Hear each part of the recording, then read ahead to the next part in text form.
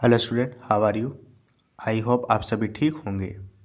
तो बेटा, हमारी जो सीरीज चल रही है मिशन 3000, उसके अंदर फिजिक्स सेक्शन में work, energy and power chapter में न्यूमेरिकल्स का सेकेंड पार्ट हम लेके हाजिर हैं। इस पार्ट को देखने से पहले आप मेक श्योर हो कि आपने इसका पार्ट 1 देखा हो। प्लेलिस्ट पे आपको मिल जाएगा। ठीक है, देखिए क्वेश्चन क्या कह रहा है। The world record for weight lifting was held by Sergei Digik of USSR. अभी का रशिया है। रशिया पहले और बड़ा हुआ करता था, तो वो कई देशों का समूह हुआ करता था। ठीक है, जिसे सोवियत यूनियन कहते थे बेसिकली, उसी का शॉर्ट फॉर्म है यूएसएसआर। ठीक है। He lifted 261 kg to a height of 2.3 metre in 4 second. First क्या पूछा है, weight lifted by him, work done by him, second question है। थर्ड क्वेश्चन क्या है, power developed by him, g की value 10 metre per second square दी हुई है। आसान क्वेश्चन है, देखो कैसे करेंगे सॉल्यूशन। ठीक है, समझना। देखो, पहली चीज़ आपसे पूछा है वेट। सिंपल सा वेट का फॉर्मूला होता है बेटा मास इंटू में ग्रेविटी। ठीक है, मास दिया हुआ है आपको 261, ग्रेविटी की वैल्यू दी हुई है यहाँ पे 10, मल्टीप्लाई कर दो तो हो जाएगा 2610। वेट कहो या फोर्स कहो, दोनों की यूनिट क्या होती है, न्यूटन होती है। ठीक है। सेकेंड चीज़ क्या पूछा है, वर्क डन। इसको भी डब्ल्यू से ही दिखाएंगे। ये होता है आपका फोर्स इंटू डिस्प्लेसमेंट। ठीक है। अच्छा, फोर्स कितना लगेगा, इसके वेट के बराबर। फोर्स और वेट बेसिकली सेम चीज़ होता है। ठीक है, इस बात का ध्यान रखो। तो फोर्स कितना है आपका, 2610 है, 2610 है। डिस्प्लेसमेंट कितना हुआ है, 2.3 मीटर। ठीक है, इसको बेसिकली मल्टीप्लाई कर लो आप। मल्टीप्लाई करोगे तो आपको आंसर क्या मिलेगा, 6003 जूल। ये वाले डब्लू में और ये वाले डब्लू में कंफ्यूज मत होना। पहला वाला डब्लू वेट के लिए है, दूसरा वाला डब्लू वर्क डन के लिए है। फोर्स और वेट बराबर होता है, इस वजह से फोर्स की जगह पे हमने 2610 रखा है। ठीक है ना। वर्क डन भी आपका निकल आया। थर्ड चीज़ क्या है, पावर। पावर का तो फॉर्मूला आप जानते हो, वर्क डन अपॉन में टाइम। वर्क डन कितना है, 6003 आया है। टाइम कितना है, 4 जूल है। कर लो, ये हो जाएगा आपका 1500.75। पावर की यूनिट क्या होती है, वाट होती है। डब्ल्यू से दिखाते हैं या पूरा लिख दो वाट। समझ गए अच्छे से। 6003 को 4 से डिवाइड करोगे तो यही आंसर आएगा। ठीक है, समझ गए ना अच्छे से। चलो नेक्स्ट क्वेश्चन। अच्छा, ये वाला बेसिकली उसी का पार्ट है, सब पार्ट है। क्या लिखा है, the work done by the heart is 1 joule per beat. Calculate the power of heart if beats 72 times in 1 minute. आसान क्वेश्चन है, देखो सॉल्यूशन। आपको बेसिकली यहाँ पे वर्क डन निकालना है जो हार्ट कर रहा है। ठीक है, अच्छा सॉरी, वर्क डन नहीं निकालना है, पढ़ो। Work done by the heart is 1 joule per beat. अच्छा, कोई दिक्कत वाली बात नहीं है। कह रहा एक बार जब दिल धड़कता है तो वो 1 जूल का काम करता है। पावर आपसे पूछ रहा है क्वेश्चन में, और 72 टाइम्स वो 1 मिनट में धड़कता है। 72 अगर एक 1 टाइम या 1 बीट अगर लेता है तो 1 जूल का काम करता है। 72 टाइम्स धड़क रहा है तो 72 जूल का काम करेगा। ठीक है, यानी वर्क डन कितना आ गया आपका, 72 जूल। टाइम कितना दिया है आपको, 1 मिनट दिया है। 1 मिनट, 1 मिनट में कितने सेकेंड होते हैं बेटा, 60 सेकेंड होते हैं। ठीक है, पावर क्या हो जाएगा आपका, वर्क डन अपॉन में टाइम। वर्क डन कितना है, 72 है। टाइम कितना है, 60 है। ठीक है, समझ गए। 12 से डिवाइड कर दो, 12 6 ज़ा 72, 12 5 ज़ा 60। आंसर कितना आ गया, 6/5। 6 को 5 से डिवाइड करोगे तो आंसर आएगा 1.2। ठीक है, पावर की यूनिट क्या होती है? वाट होती है, तो लिख लो वाट। समझ गए बेटा अच्छे से? ठीक है, देखो ज़्यादातर क्वेश्चन फार्मूला बेस्ड हैं, ठीक है, उसमें कोई रॉकेट साइंस नहीं है, समझते चलो बस आएगा।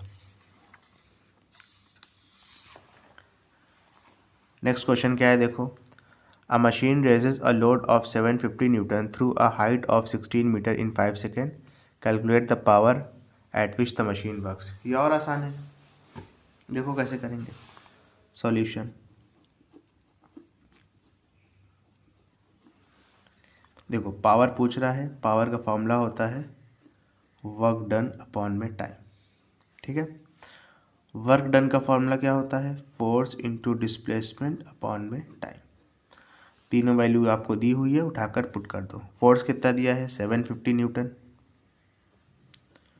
डिस्प्लेसमेंट कितना दिया है? 16 दिया है, ठीक है ना। टाइम कितना दिया है? 5 दिया है। 5 1 जा 5, 15 जा 75, साथ में 0। 16 को 15 से मल्टीप्लाई करोगे, ठीक है, कर लोगे ना, साइड में कर लेते हैं। 6 5 जा 30, 30 के 0 कैरी लगा 3, 5 1 जा 5 और प्लस 3 8, 1 6 जा 6, 1 1 जा 1 0, 8 6 14, 14 के 4 कैरी लगा 1, 1 और 1 2। आंसर कितना आ गया? 240 आया है, ठीक है ना। एक 0 यहाँ पे लगा था, एक 0 लगा देंगे। पावर कितना आ गया? 2400 वाट। समझ गए अच्छे से? चलो इसके बाद अपना नेक्स्ट क्वेश्चन करेंगे।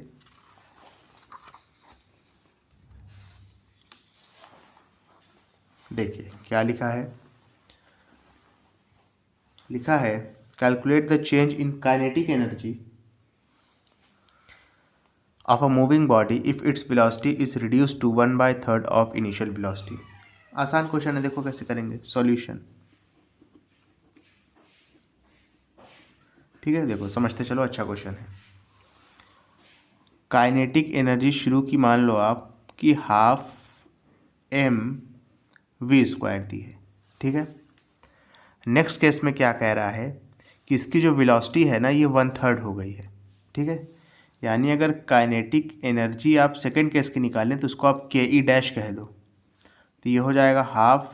अच्छा, कुछ बच्चे आप यहाँ पे एम डैश लिखेंगे, तो एक बात ध्यान रखना, किसी एक पर्टिकुलर बॉडी के लिए उसका जो मास होता है वो फिक्स्ड होता है, कांस्टेंट होता है, बदलता नहीं है जब तक आप बॉडी ना बदलो। दूसरी बॉडी ले लोगे तो बात अलग है, लेकिन अगर सेम बॉडी लोगे, डिफरेंट कंडीशन कहीं भी ले जाओ, धरती पे रखो, चांद पे ले जाओ, सन पे ले जाओ, सन पे तो वैसे पिघल जाएगा, कहीं और कोई प्लेनेट पे ले जाओ, तो हर जगह उसका मास क्या रहेगा? सेम रहेगा, तो मास की जगह मास ही रहेगा। अभी जो वेलोसिटी है ना, वेलोसिटी कह रहा है कि सेकंड केस में वेलोसिटी कितनी हो जाती है? 1/3 हो जाती है इनिशियल वेलोसिटी की, यानी ये हो जाएगा 1/3 ऑफ इनिशियल वेलोसिटी कितनी है? v है, तो v के बराबर इसका स्क्वायर कर देंगे, ठीक है। सॉल्व कर लो, आंसर आ जाएगा, हो जाएगा के E dash is equal to half m into में 1 का स्क्वायर करेंगे 1 ही रहेगा, v का स्क्वायर करेंगे तो हो जाएगा v² अपॉन में 3 का स्क्वायर करेंगे तो हो जाएगा 9, हो जाएगा के E dash is equal to, ठीक है। अब देखो समझना, 1 अपॉन में 9 इंटू में हाफ mv², ये चीज़ लिख सकते हो। अरे 9 को आगे ले आए हैं, 2 को इधर भेज दिया है, ऊपर 1 अपनी मर्जी से लगा दिया है, क्योंकि 1 तो लिख सकते हैं ना, हमारा हक है, ठीक है। अच्छा, ये जो हाफ mv² है जिस पे मैंने स्क्वायर ब्रैकेट बनाया है, ये देखो किसके बराबर है? हाफ mv², के ई के बराबर है, यानी आपका जो के ई डैश आ गया वो कितना आ गया? 1/9 ऑफ के ई। समझ रहे हो? यानी अगर आपने वेलोसिटी 1/3 से कम करी है तो पोटेंशियल एनर्जी कितने से कम हो गई है? सॉरी, पोटेंशियल कह रहा हूँ, काइनेटिक एनर्जी कितने से कम हो गई है? 1/9 से, ठीक है। यही रिलेशन आपसे क्वेश्चन में पूछ रहा था। देखो एक बार फिर से बता देता हूँ, अगर आपने वेलोसिटी को 1/3 से रिड्यूस किया है कि जो आपकी काइनेटिक एनर्जी है वो 1/9 टाइम से रिड्यूस हो गई है। क्लियर है अच्छे से? चलो नेक्स्ट क्वेश्चन।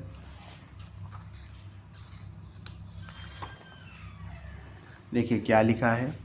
लिखा है, a girl of mass 35 kg climbs up the first floor of a building at a height 4 meter above the ground to the third floor at a height 12 meter above the ground. What will be the increase in her gravitational potential energy? समझ रहे हो मेरी बात कि नहीं समझ रहे हो? अब देखो, कह रहा है कि लड़की है जिसका मास दिया हुआ है 35 kg, वो फर्स्ट फ्लोर से जिसकी हाइट 4 मीटर है ग्राउंड से, थर्ड फ्लोर पर जाती है जिसकी हाइट है 12 मीटर ग्राउंड से। तो कह रहा है उसकी ग्रेविटेशनल पोटेंशियल एनर्जी में कितने का जंप आएगा, कितने का इंक्रीज आएगा। तो निकाल लेते हैं। देखो सॉल्यूशन क्या लिखेंगे बेटा आप? लिखेंगे change in gravitational potential energy. Change in gravitational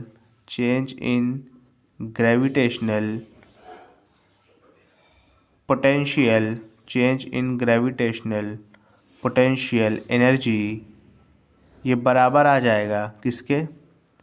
mass into में ग्रेविटी इंटू में हाइट फाइनल, माइनस में मास इंटू में ग्रेविटी इंटू में हाइट इनिशियल के। ठीक है, अब देखो मास और ग्रेविटी तो सेम है, तो मास इंटू में ग्रेविटी इंटू में हाइट फाइनल माइनस में हाइट इनिशियल।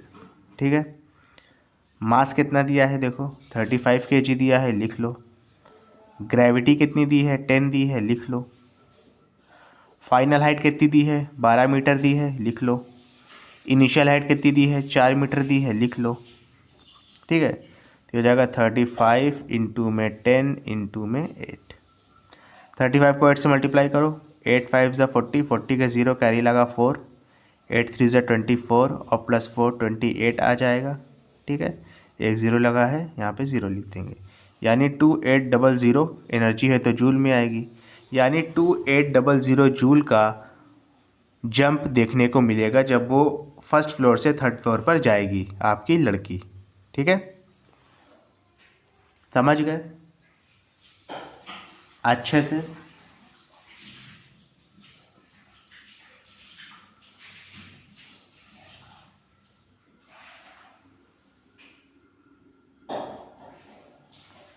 चलो नेक्स्ट क्वेश्चन। आंसर चेक कर रहा था सही है कि नहीं, सही निकाला है। देखो क्या लिखा है। लिखा है a body of mass 0.2 kg falls from a height of 10 metre to a height of 6 metre above the ground. Find the loss in potential energy taking place in the body. वही चीज़ है, यहाँ पर ऊपर से नीचे आ रहा है तो जाहिर सी बात है बॉडी का क्या होगा, सॉरी एनर्जी में लॉस आएगा, ग्रेविटेशनल पोटेंशियल एनर्जी का। वही लॉस निकालना है, निकाल लेते हैं। चलिए सॉल्यूशन, तो आप लिखोगे change in potential energy, change in potential energy will be equal to mass into gravity into में हाइट फाइनल माइनस में मास इंटू ग्रेविटी इंटू में हाइट इनिशियल। यहाँ पे ध्यान ये रखना है जो भी आपका एनर्जी का चेंज आएगा वो नेगेटिव में आएगा। नेगेटिव साइन यहाँ पर ये इंडिकेट करेगा कि आपकी जो एनर्जी है वो लॉस हो रही है। ठीक है, तो मास इंटू ग्रेविटी इंटू में हाइट फाइनल माइनस में हाइट इनिशियल। मास कितना दिया है? 0.2 kg दिया है। जी की वैल्यू कितनी दी है? 10 दी है। फाइनल हाइट कितनी दी है? 6 मीटर दी है। इनिशियल हाइट कितनी दी थी? 10 मीटर दी थी क्वेश्चन में। 0.2 को 10 से मल्टीप्लाई करेंगे 2 आएगा, इंटू में 6 माइनस 10 करेंगे, 6 में से 10 तो माइनस होगा नहीं, तो आप 10 में से 6 ही माइनस करोगे, आंसर आएगा 4। बस ये जो 4 आएगा ये नेगेटिव में रहेगा। 2 को -4 से मल्टीप्लाई करेंगे तो आंसर आ जाएगा -8 जूल। माइनस साइन यहाँ पर क्या इंडिकेट कर रहा है? लिख लो, negative sign indicate there is loss in potential, there is loss in potential energy. Clear है बेटा अच्छे से? स्टूडेंट अगर आपको वीडियो पसंद आए तो इसको लाइक करें, कमेंट करें, शेयर करें। और जो बच्चे तैयारी कर रहे हैं एग्जामिनेशन पॉइंट ऑफ व्यू से, उन तक ये सारी वीडियोस पहुंचाइए, उनके लिए काफ़ी बेनिफिशियल होगा। Thank you.